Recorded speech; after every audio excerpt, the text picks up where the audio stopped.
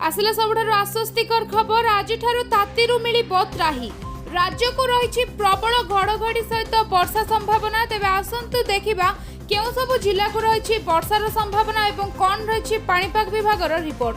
तेज video देखा पूर्व प्रथम ए चैनल को सब्सक्राइब करके पाखरे आसुथिबा बेल आइकन टिकु बज दियंतु।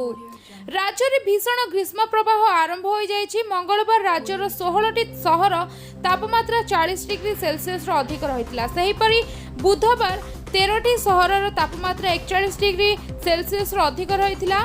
भुवनेश्वर तापमात्रा 44 डिग्री टपी जाइथिबा बेले मंगलवार बारिपदारे 44.6 डिग्री रेकर्ड करा जाइथिला। तेणु लोके त्राही त्राही डाकुथिबा बेले शुक्रवार ठारू माने आज ठारू किछि दिन पई राज्यवासी को खरार कोपरु रक्षा मिलिबो। कारण आसंता किछि दिन धरी राज्य रे वर्षा सहित झड़ तोफान हेबो। पाणीपाग विभाग पक्षरु दिया जाइछि एही आश्वस्तिकर खबर।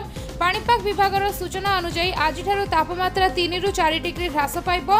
4 दिन धरी राज्यर अनेक जिल्ला रे स्वल्परु मध्यम धरणर वृष्टिपात सह कालबैशाखी वर्षा हेबार संभावना रही।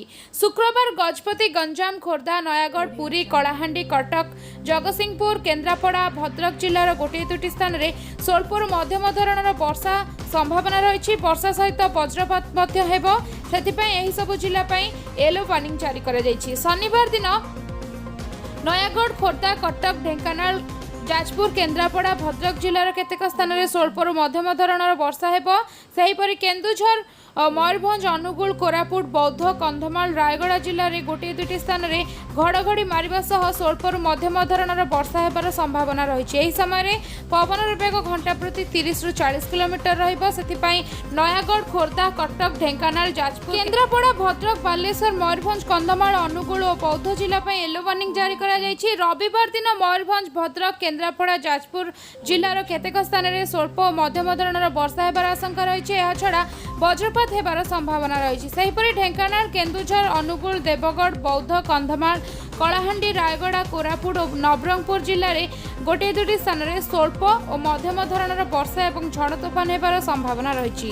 वर्षा सह घंटा प्रति 30 रु 40 किलोमीटर बेगरे पवन बहिबार आशंका रही। सेथिपई मयूरभंज, अनुगुल, केन्दुझर, बालेश्वर, भद्रक, केन्द्रापड़ा, ढेंकानाल, कटक, खोर्धा और जगतसिंहपुर जिला येलो वार्निंग जारी कर तेबे यह वर्तमान समय सबुठारु बड़ खबर। राज्य पई आश्वस्तिकर खबर। आज ठारू आसंता 2 रु 3 दिन पर्यंत राज्य में तापमात्रा क्रमशः कमिबो एवं राज्य में वर्षार रही संभावना। तेबे आपणक अंचल आज पाग केमिति अछि, केते डिग्री रही तापमात्रा आमको कमेंट सेक्शन में जणांतु।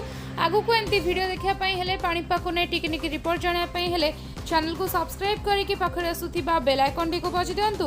वीडियो टी को लाइक कमेंट से निश्चित करंतु। से पर्यंत मु रहिली नमस्कार।